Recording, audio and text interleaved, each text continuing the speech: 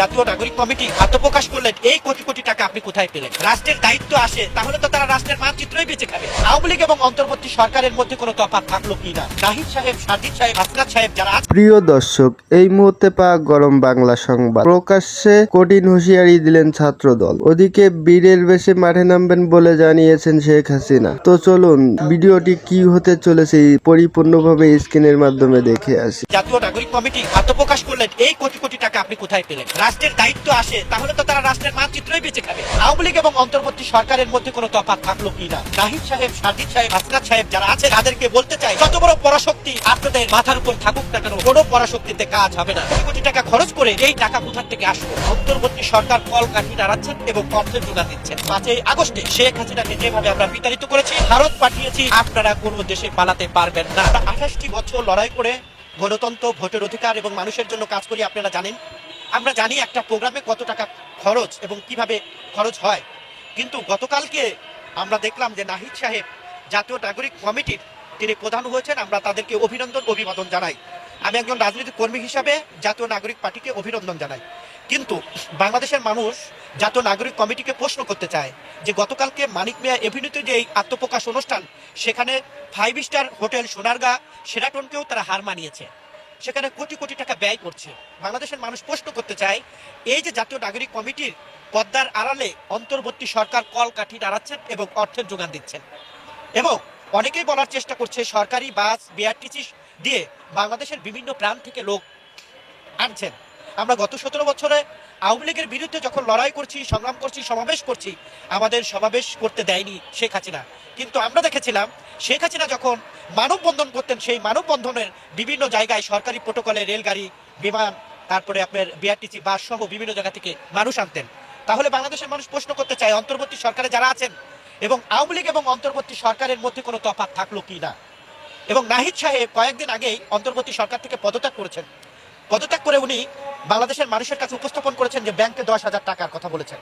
কিন্তু এখন বাংলাদেশের মানুষ প্রশ্ন করতে চায়, নাহিদ সাহেব গতকালকে যে জাতীয় নাগরিক কমিটি আত্মপ্রকাশ করলেন এই কোটি কোটি টাকা আপনি কোথায় পেলেন? এই কথা এখন বাংলাদেশের মানুষের মধ্যে প্রশ্ন এসেছে।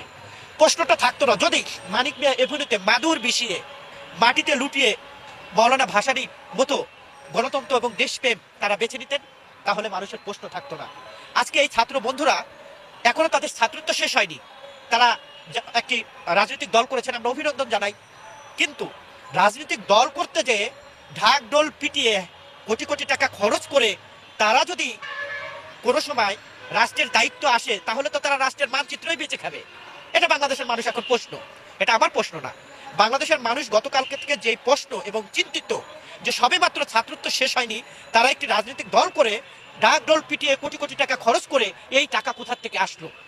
এই টাকা যদি অন্তর্বর্তী সরকার যোগান দেন, অন্তর্বর্তী সরকার যদি তাদের পিছন থেকে কলকাঠি নাড়ান, তাহলে অন্তর্বর্তী সরকারকে বাংলাদেশের মানুষ প্রশ্ন করতে চায়, জাতীয় নির্বাচন নিয়ে যদি কালক্ষেপণ কোনো ষড়যন্ত্র করার চেষ্টা করেন, তাহলে 5ই আগস্টে শেখ হাসিনাকে যেভাবে আমরা বিতাড়িত করেছি, ভারত পাঠিয়েছি, আপনারা কোনো দেশে পালাতে পারবেন না। এদেশের জনগণের আদালতে আপনাদেরকে বিচার করা হবে। বাংলাদেশের মানুষ গত 17 বছরে জীবন দিয়েছে, রক্ত দিয়েছে, গুম হয়েছে, খুন হয়েছে, পরিবার থেকে বিচ্ছিন্ন হয়েছে শুধু একটি ভোটের জন্য, জাতীয় নির্বাচনের জন্য। সেই জাতীয় নির্বাচন নিয়ে আজকে যারা বলার চেষ্টা করছেন আগে স্থানীয় সরকার নির্বাচন, পরে জাতীয় নির্বাচন, আমি সেই সকল অপশক্তি এবং ষড়যন্ত্রকারীদের বলতে চাই, আপনারাও শেখ হাসিনার দোসর, শেখ হাসিনার মতো জাতীয় নির্বাচনকে ভয় পান। যদি জাতীয় নির্বাচনকে ভয় না পান, তাহলে কেন বলতে চাচ্ছেন যে স্থানীয় নির্বাচন আগে? বাংলাদেশের মানুষের রক্ত দিয়েছে শুধু জাতীয় নির্বাচনের জন্য। অন্তর্বর্তী সরকারের কাজ না স্থানীয় নির্বাচন করার, অন্তর্বর্তী সরকারের কাজ হলো জাতীয় নির্বাচন করার। এবং গতকালকে সবচেয়ে বাংলাদেশের মানুষ মর্মাহত হয়েছে, তারা দুটি বক্তব্য দিয়েছেন। একটি হলো হিন্দি এবং উর্দুতে স্লোগান দিয়েছেন ইনকিলাব। যেই দেশ বাংলা ভাষার জন্য জীবন দিয়েছে, সেই দেশের মানুষ কখনো এই ধরনের স্লোগান শুনতে চায় নাই। তারা আরেকটি কথা বলছেন যে আমরা পাকিস্তানপন্থী এবং ভারতপন্থী মানি না। বাংলাদেশের মানুষ প্রশ্ন করতে চায়, তাহলে আপনারা কোন পন্থী? বাংলাদেশের মানুষ কোনো পন্থী, কোনো দেশের প্রভু নাই। বাংলাদেশের মানুষ কোনো দেশের আগ্রাসনকে মেনে নেয় না। তার মানে আমরা মনে করি, বাংলাদেশের মানুষ মনে করে পরাশক্তি কেউ না কেউ আপনাদের ঘাড়ে বসে কল কাঠি নাড়ানোর চেষ্টা করছে। তবে নাহিদ সাহেব, সাজিদ সাহেব, হাসনাত সাহেব যারা আছেন তাদেরকে বলতে চাই, যত বড় পরাশক্তি আপনাদের মাথার উপর থাকুক না কেন, কোনো পরাশক্তিতে কাজ হবে না।